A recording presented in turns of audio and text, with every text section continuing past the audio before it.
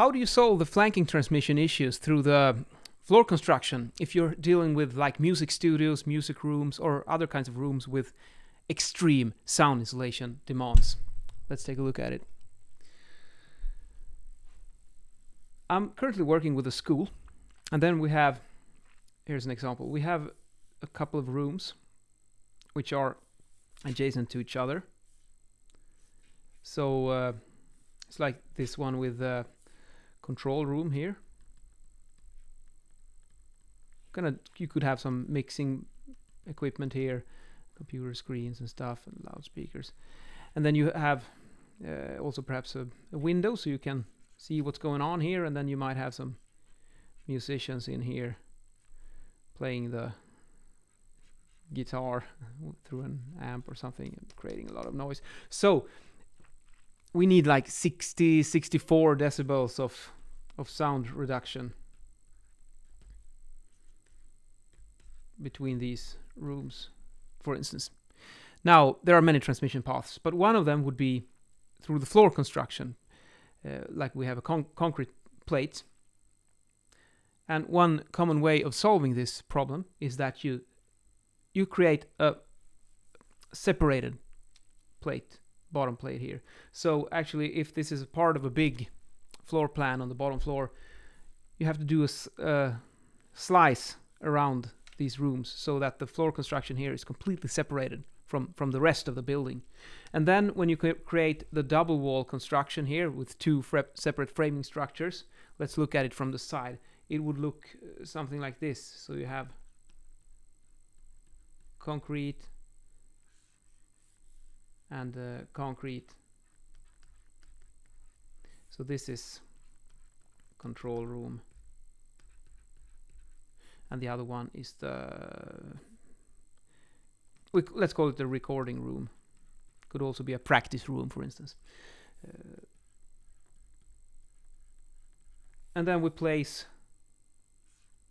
the wall construction, let's say triple layers of gypsum, and then we have the frame, and then another 3 layers of gypsum, and we're probably gonna need some mineral wool as well inside here.